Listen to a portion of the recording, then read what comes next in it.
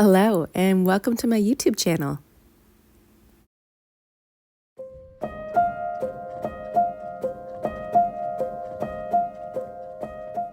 My name is Melissa. I am the owner and artist here at the Top Drawer RVA, located in Richmond, Virginia. And today's project is a long overdue project. This sad little sewing table has been in my shed for over a year. But today I pulled it out of the shed and we are going to give it a beautiful makeover.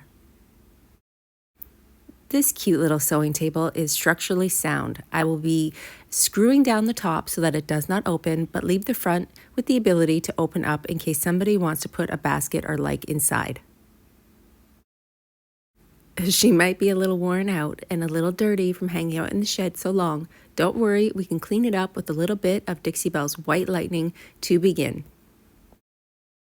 And since this is a small table, I'm going to go bright, bold, and beautiful with the Kaleidescope Transfer. When a piece is an odd size like this one and only one, I feel like bright, bold color is the best way to go. Let's get it ready with a little bit of Dixie Belle's paint. I will be reusing the original hardware that's on this piece, so I'm going to remove it and set it aside. After a great clean and a slight sand scuffed, we are ready to go. Based on these bold, beautiful colors that are inside that transfer, I am going to start with Florida Orange. These colors are very vibrant. If you choose to use Gray Boss as a primer, you will use less paint. But I'm just going to go willy-nilly and start to add color all over this piece. The color pattern that you see me applying is Flamingo mixed in with that beautiful Florida Orange. The blue you're seeing is a beautiful blue color from Dixie Belle called Pure Ocean. Then we have one small corner of Everglades. This is from the new National Palette Silk line. Yes, I'm blending chalk mineral paint and silk paint. I don't worry about the properties of the silk paint when I'm blending. I just really wanted that bold green color. So after laying down that initial color pattern, I come in on the second coat and do the blending together. Blending bright, bold colors can be a little tricky, but remember to keep your brush damp and then just kind of dry brush the colors together.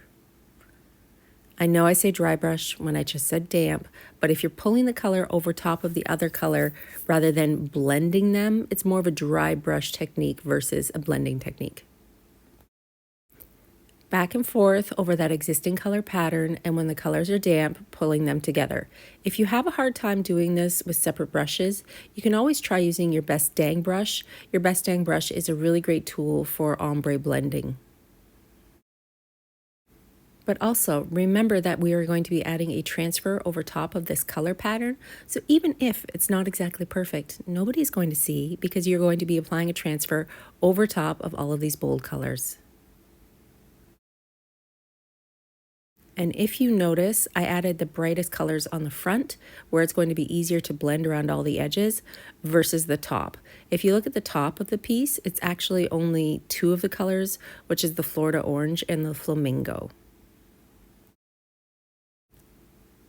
So trying that technique actually does make it easier to blend, and I did try and add a little bit of texture by stippling on my paint on the sides and the top versus brushing on my paint. You can see me pushing down the paint, leaving those little peaks and valleys when you use your French tip to apply your paint. This is going to give me a textured surface to hide some of the damages that were on this piece in the form of scratches and chips. Now you can see how that beautiful blend just came together. But wait, we're going to add one more thing. Have you ever heard of paint dragging or spatula painting? This is a really fun technique to add contrast to your project as well as make it look a little bit more weathered. By using a plastic spatula, it's nice and gentle on your freshly painted surface. You can take the opposing color and pull it across your project.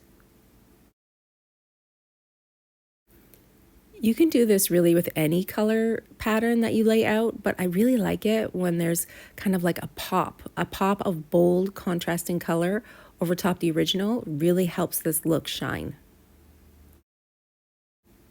So obviously, over top of the orange, which is Florida orange, I'm going to use the pure ocean.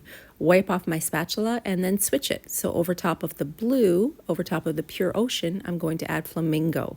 So you can really see that color be vibrant. And when you use that textured kind of pushing down of your paint and then do this over top, it's going to catch in the uneven areas. Perfect. So now we just wait for this to get dry. Since the paint is a little thicker where you use your spatula, make sure you wait until it's completely dry before coming in and adding a transfer. This transfer is called the Kaleidescope Transfer. It's bright, it's bold, it's beautiful. It's actually feels a little Mediterranean inspired to me. Inside of this package, there are 4 large image sheets that you can use to cut up and layer and apply to your piece. There's also an instruction sheet as well as the small tool that you will use to burnish the transfer down onto your project. You'll notice that some of the kaleidoscope pattern has 2 parts. That means you will have to line up your transfer and actually make sure it becomes one. Don't worry, we're going to cover that in this video. Since the panels on the front of this little sewing cabinet are a bit smaller than the actual transfer size, I cut the long image in half and then used it as kind of like a border for each raised section of the drawer front. Transfers are very easy to apply. You remove the white backing, which is the part that holds the sticky part, and then you place that clear image down onto your project. Once you get it down where you'd like it to be, you just kind of push it with your hand to make sure that it's stuck there. Use blue painter's tape if you need to, and then use the small burnishing tool to push that little pattern off the clear sheet and onto your project. All right, let's talk about how to line up a transfer. You can see here that this is only part of the little mandala or kaleidoscope image. You don't have enough room on the image sheet to hold that whole big piece. So I'm going to line it up and apply them together. I find that cutting along the line where you're going to join your transfer gets rid of the small little overhang of the edge. So if you need to join 2 parts together, cutting along the image exactly where that little small clear overhang is to remove it will help you get a seamless look. I then keep the old transfer sheet because you don't really have an edge anymore, right? You've cut that part off, put it over top of both images, and then burnish it down. This way, when you put the 2 images together, the one image has the tiny, tiny little clear edge removed, making it line up directly flush to the previous image with no overhang, and you're able to get a seamless line. Again, remembering that since you cut so close to the edge, you don't want your transfer stick to slip off the plastic. Keep that extra sheet there from the last image that you used to really help you burnish the image down along that edge and seam. So I hope that those little tips help you get a seamless image. I know that some people don't like to line up 2 parts of a transfer, but it really makes it easy when you cut off that tiny, tiny little clear line and line it up as close as possible. You can find all transfers from Dixie Belle under the Bells and Whistles line on the website or find them from your local retailer. These are limited release images, so there are not a ton of them. If you do love this, I suggest grabbing it before they sell out. You can see me pushing down the transfer. I'm doing this in real time so that you can see how easy this is.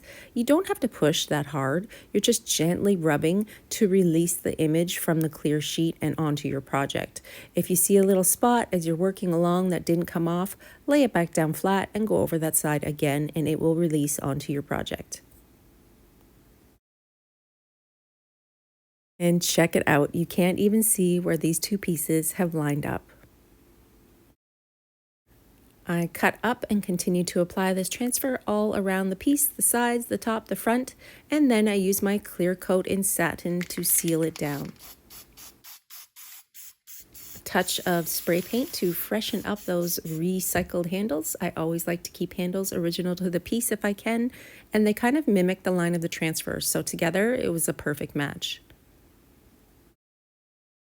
And as always, I added a tiny little bit of gilding wax to the edges in gold, and this little piece was finished. And that, my friends, is that. We have totally changed up this boring little sewing table into something that looks really boho and cool. I always love to paint with color, and this little boho piece has all the elements that make it one of a kind. The bold, bright color, that beautiful original hardware. I love the fancy scroll legs. I think that this piece will be a beautiful centerpiece for any room in anyone's home. I hope that you enjoyed this little furniture painting journey. I had a great time doing this little table, and it seems to be a very big hit on all my social medias. It hasn't sold yet, but I've taken it to my booth space, and fingers crossed it will head to its new home soon.